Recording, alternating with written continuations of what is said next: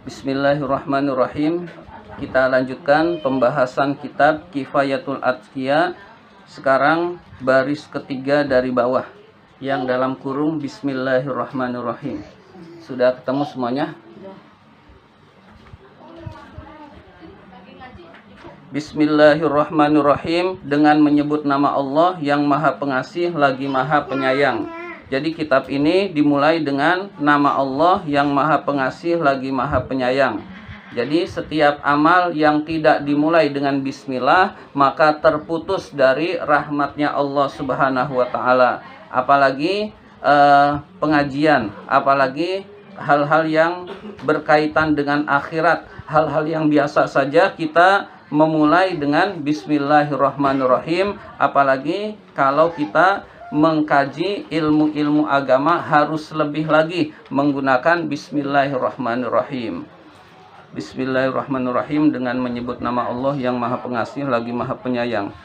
I'lam, ketahuilah, rahimakallahu, semoga Allah merahmati kamu. I'lam, ketahuilah, semoga Allah merahmati kamu. Bismillahirrahmanirrahim. Annahu, bahwa. Jadi annahu, hu-nya tidak ada tempat kembali, namanya domir sya'an. I'lam, ketahuilah. Annahu, bahwa. Jadi annahu bahwasannya atau bahwa, karena ini domir sya'an tidak ada tempat kembali. Yang bagi sebaiknya likulli syari'in, bagi orang yang berjalan, likulli syari'in, bagi orang yang berjalan, fi fannin, di dalam suatu cabang ilmu, di dalam suatu cabang ilmu. Jadi sebaiknya bagi setiap orang yang mempelajari suatu cabang ilmu mana saja, ilmu matematika, ilmu biologi, ilmu fisika, lebih-lebih ilmu agama, ayatakallama, hendaklah berbicara, alal basmalati, atas bismillah, atas ucapan bismillahirrahmanirrahim. Jadi hendaklah sebelum memulai aktivitas dimulai dengan bismillah, dan sangat baik kalau bukan hanya dimulai dengan bismillah tetapi membicarakan tentang bismillah terlebih dahulu. Jadi bismillah diuraikan, nama Allah diuraikan, bi-nya diuraikan, ismi diuraikan, Allah diuraikan, ar-Rahmani diuraikan, dan ar-Rahim itu diuraikan. Itu jauh lebih baik lagi sebelum memulai mempelajari suatu cabang ilmu. Fan itu artinya cabang ilmu, fanni artinya cabang ilmu. Jadi sebelum memulai aktivitas mengaji, membaca basmalah bagus, membicarakan basmalah juga sangat bagus. Bima yunasibu, dengan apa-apa yang cocok, yang sesuai, al-fanna, dengan cabang ilmu tersebut, al-masyru'a, yang dipelajari. Jadi yang cocok dengan cabang ilmu yang dipelajari, fihi, di dalamnya, fihi, di dalam cabang ilmu tersebut. Jadi kita memulai aktivitas belajar tasawuf dengan menyebut nama Allah yang Maha Pengasih lagi Maha Penyayang. Di dalam kitab ini juga nanti akan dibicarakan tentang bismillah terlebih dahulu, karena bismillah itu awal dari semua ilmu. Nah, ilmu tasawuf adalah ilmu untuk mendekatkan diri kepada Allah, maka sangat penting bismillah dimulai juga. Maka sangat penting memulai dengan bismillah dan membahas bismillah terlebih dahulu.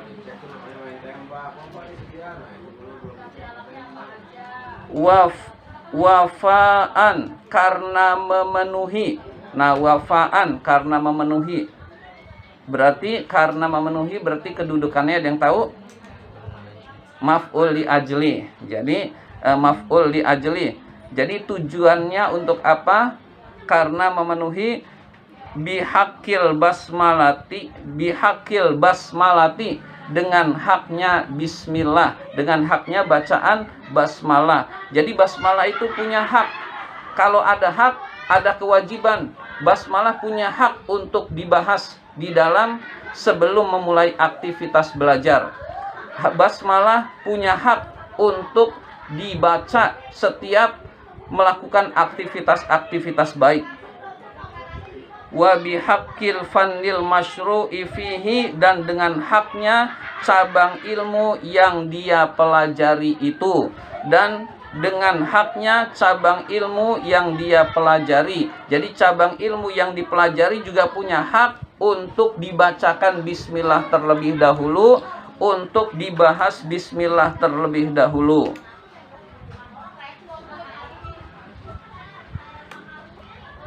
Ini wasyuru'u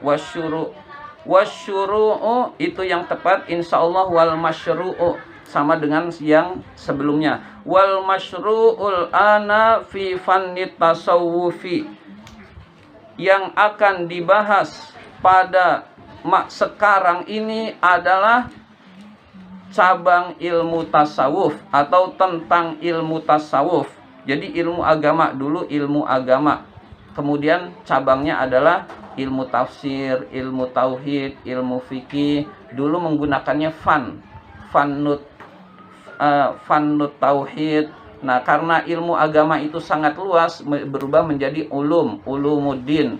Lalu ulumuddin itu yang semula menjadi berubah menjadi ilmu tauhid, ilmu fikih. Dulu penggunaannya adalah karena masih sedikit.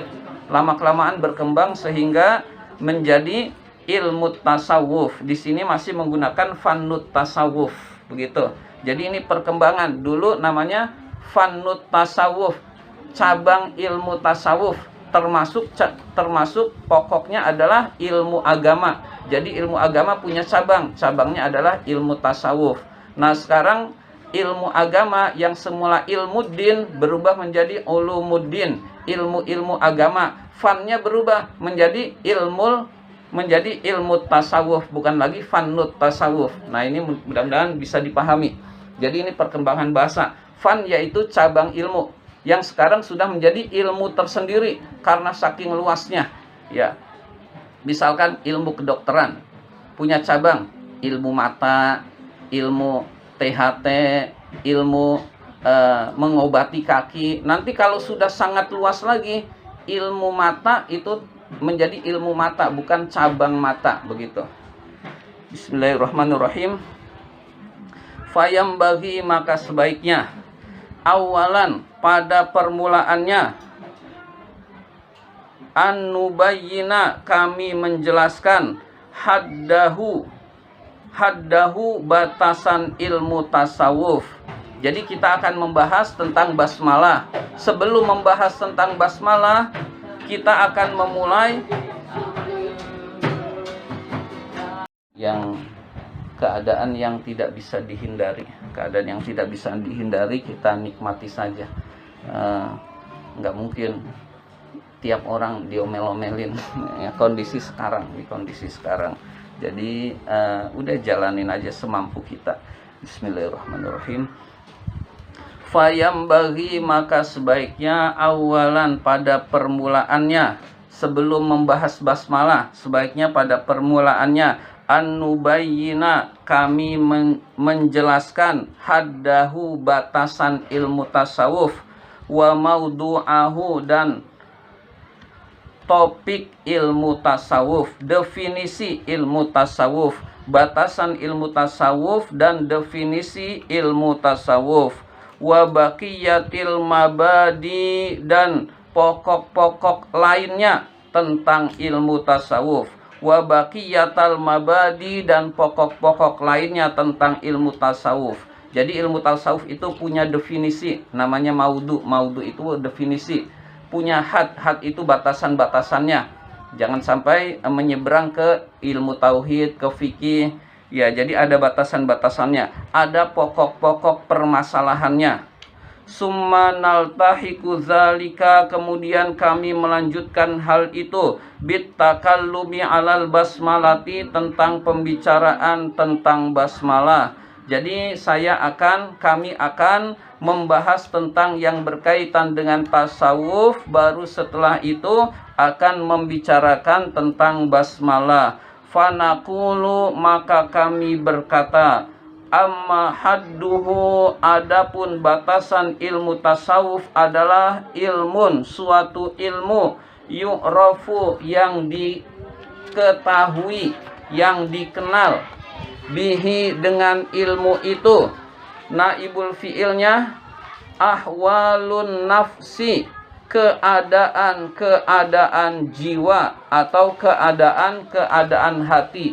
Ilmu yang dengan ilmu tersebut dipelajari, kita akan mengetahui keadaan hati.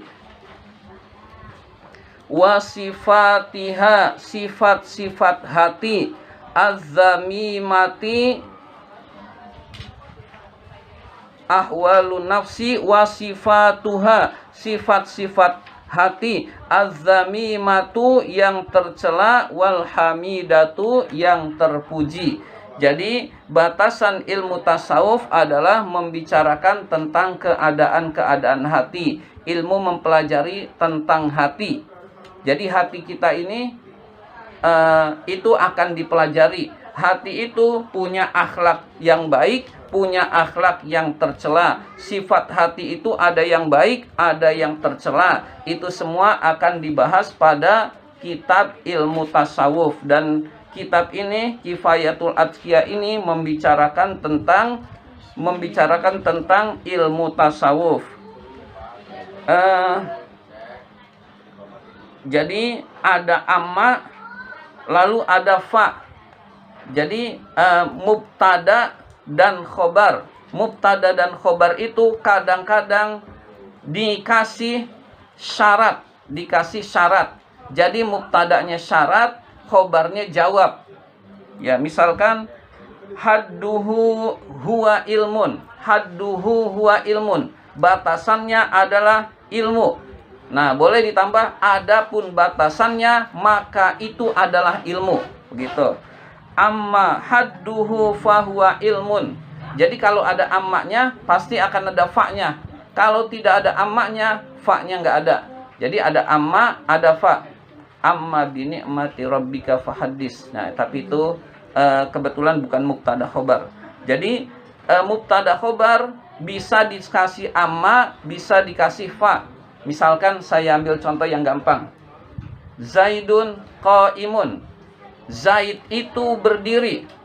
Amma Zaidun faqaimun. Adapun Zaid itu maka berdiri. Pengertiannya sama. Cuma dikasih amma. Ya, jadi kalau ada ammanya dikasih fa. Zaidun qaimun. Zaid itu berdiri. Amma Zaidun faqaimun. Adapun Zaid maka berdiri. Nah, pengertian amma Zaidun faqaimun sama dengan Zaidun qaimun. Cuma bentuknya adalah syartiyah. Syartiyah itu jumlah yang syarat. Nah, jadi fi'liyah maupun ismiyah bisa dikasih syarat. Begitu. Ya, jadi ada apabila, jika, lalu titik-titik, maka. Nanti ketemu maka. Nah, maka itulah jawabnya. Jadi jumlah ismiyah itu ada yang syarat, jika dikasih amma lalu dikasih fa untuk jawabnya. Ya.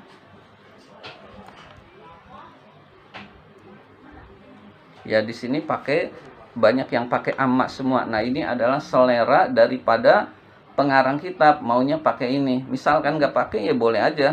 Maudu'uhu huwa an-nafsu. Amma maudu'u fahuwa an-nafsu, begitu. Jadi memang pengarang itu berbeda-beda. Amma maudu'uhu, dan adapun topik pembahasannya, fahuwa, maka yaitu an-nafsu, hati, min haitsu ma yu'ridu laha, dari segi apa-apa yang nampak padanya, minal ahwali, berupa keadaan-keadaan, wasifati dan sifat-sifat. Jadi topik pembahasan ilmu tasawuf itu hanya membicarakan tentang hati, keadaan hati dan sifat-sifat hati. Jadi keadaan hati, sifat-sifat hati itulah yang dibahas di dalam ilmu tasawuf. Nah, orang nggak tahu, tapi jadi karena hati yang dibahas berarti ini seolah-olah yang tidak nampak. Jadi yang tidak nampak, sifat ria akan dibahas, sifat ujub akan dibahas, sifat takabur akan dibahas. Itu yang disebut zamimah. Yang hamidah misalkan sifat syukur, sifat qanaah. Nah, itu semua akan dibahas. Jadi pembahasan tasawuf adalah membahas urusan hati, sifat-sifat hati dan keadaan hati. Hati itu sangat penting agar kita menghadap Allah dengan hati yang bersih, biqalbin salim, dengan hati yang sehat, hati yang selamat, hati yang bersih. Maka urusan ini menjadi penting karena kita ingin menghadap Allah dengan hati yang selamat. Kalau ini kita nggak ngerti, gimana mungkin kita bisa menghadap Allah dengan hati yang selamat, padahal urusan ini tidak pernah kita ketahui, tidak pernah kita bahas, tidak pernah kita pelajari. Maka ilmu tasawuf adalah ilmu yang sangat penting untuk kita pelajari. Wa amma samratuhu, adapun buahnya mempelajari ilmu tasawuf, fahiya yaitu hiya kembali ke samroh. Samroh adalah mu'annas buahnya, maka hiya menjadi mu'annas.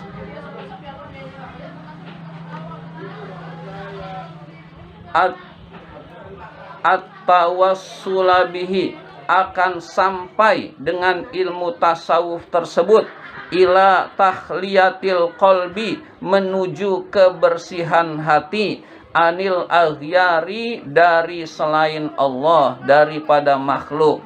Jadi dengan ilmu tasawuf ini seseorang akan sampainya kemana? Dijelaskan kepada kebersihan hati. Kebersihan hati dari aghyar, dari makhluk. Artinya hati ini terbebas dari makhluk.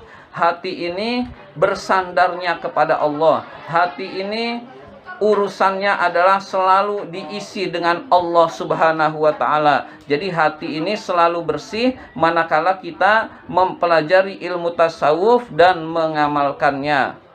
Wa takhliyatihi bimusyahadatil malikil ghaffari, dan berhias dan menghiasi orang tersebut bimusyahadatil malikil ghaffari, dengan musyahadah, menyaksikan, al maliki, raja, al ghaffari, yang maha pengampun, raja malikil ghaffar maksudnya Allah Subhanahu wa ta'ala. Jadi orang yang mendalam ilmu tasawufnya, dia mempelajari ilmu tasawuf lalu mengamalkan ajaran-ajaran agama, ilmu tasawuf dia amalkan, maka dia bisa menyaksikan Allah. Dan di sini dijelaskan menghiasi dirinya dengan menyaksikan Allah. Artinya dia bahagia dengan menyaksikan Allah itu. Dia gembira, lebih gembira dengan apapun yang membuat kita gembira, misalkan jalan-jalan ke Dufan, misalkan jalan-jalan ke Kebun Raya Bogor, misalkan. Nah, orang yang sudah musyahadah, makomnya musyahadah, itu semua sudah tidak membuatnya bahagia. Yang membuatnya bahagia adalah musyahadah, menyaksikan Allah Subhanahu wa ta'ala. Jadi setiap hari amalannya adalah amalan hati, berzikir, mendekatkan diri kepada Allah.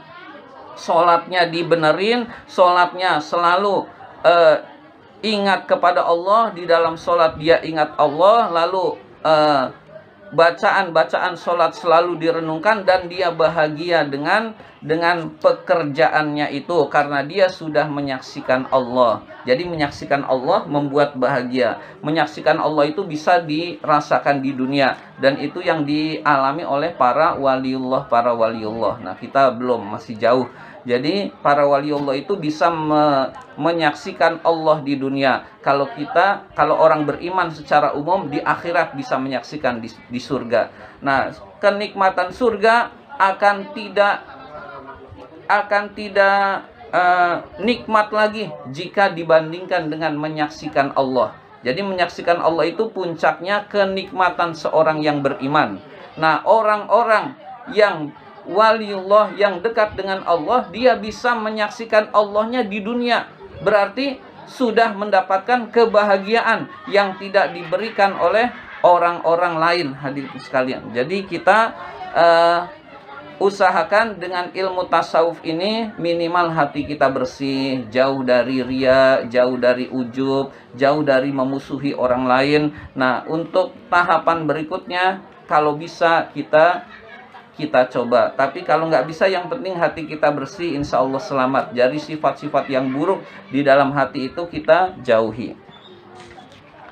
Wa amma hukmuhu, adapun hukumnya. Ya, sekali lagi ini pakainya jumlah syartiyah, jumlah ismiyah tapi ditambah syarat. Jadi jumlah itu ada dua, jumlah ismiyah, jumlah fi'liyah. Jumlah syartiyah itu tambahan. Artinya jumlah ismiyah bisa juga jumlah syartiyah, jumlah fi'liyah bisa juga jumlah syartiyah. Jadi ismiyah dan syartiyah itu udah baku.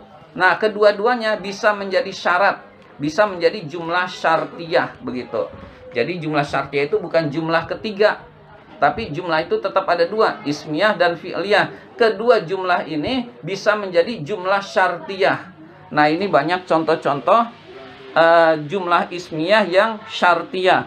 Wa amma hukmuhu, adapun hukumnya, hukum mempelajari ilmu tasawuf, fahuwa wajibun, fahuwa wujubul ainiyu, wujubul ainiyi, yaitu wajib ain, atau bahasa gampangnya fardu ain. Berarti tiap individu seseorang wajib mempelajari ilmu tasawuf, tidak boleh tidak. Karena kalau nggak mempelajari, nggak bisa membersihkan hati. Nggak bisa membersihkan hati, lalu dia meninggal dunia, hatinya nggak bersih, maka dia termasuk orang yang celaka. Maka mempelajari ilmu tasawuf hukumnya wujubul aini, yaitu wajib ain. Ya, ini kalau bukan syartiyah berarti hukmuhu huwa wujubul aini. Kalau ada amma, wa amma hukmuhu fahuwa wujubul aini. Ya, jadi hukumnya adalah fardu ain, wajib bagi setiap individu, bukan fardu kifayah. Beda dengan nahwu shorof. Nahwu shorof orang nggak ngerti nahwu nggak dosa. Asal tiap lingkungan ada yang ngerti, udah selesai, fardu ain. Tapi kalau tasawuf, tiap individu harus belajar. Nggak harus pakai kitab ini, tapi yang jelas mempelajari ilmu tasawuf untuk membersihkan hati itu hukumnya wajib dan tidak boleh tidak. Ala kulli mukallafin, atas setiap orang mukallaf. Atas setiap orang mukallaf, yaitu orang yang terkena beban hukum. Jadi ketika kita sudah mengetahui bahwa mempelajari ilmu tasawuf itu wajib, maka tidak ada alasan bagi kita untuk tidak mempelajarinya. Lebih-lebih majelis taklimnya ada. Tasawuf itu termasuk yang jarang dibahas, Nahwu shorof juga jarang dibahas. Umumnya pengajian itu hanya sepintas, tidak detail, tidak dari awal sampai akhir dibimbing, itu tidak. Tapi kalau pakai kitab itu dibimbing dari awal sampai akhir. Nah, umumnya pengajian ngebahas hadis, ngebahas Quran, terus udah selesai. Ngebahas hadis, ngebahas bab ini, udah selesai. Nah, tasawuf yang dari awal sampai akhir secara detail, secara teliti agar hati kita bersih, itu jarang sekali dibahas. Maka hendaklah kita berusaha untuk bisa mempelajari tasawuf ini sampai selesai. Tujuannya adalah agar hati kita bersih. Di samping itu juga kita bisa mempelajari nahwu sorofnya meskipun tidak banyak. Jadi tujuan di sini adalah ke materinya. Kalau di Alamin itu yang jam 2 itu ke nahwu sorofnya. Jadi ada penekanan yang ini untuk pembahasan isi kitab. Kalau yang di Al-Amin itu bisa untuk pembahasan nahwu sorofnya, bisa dipelajari lebih dalam lagi. Biar nggak bosen, nggak usah lama-lama, sampai sekian dulu. Demikian pelajaran kita kali ini, dan marilah kita tutup dengan hamdalah. Alhamdulillahirabbil alamin. Kita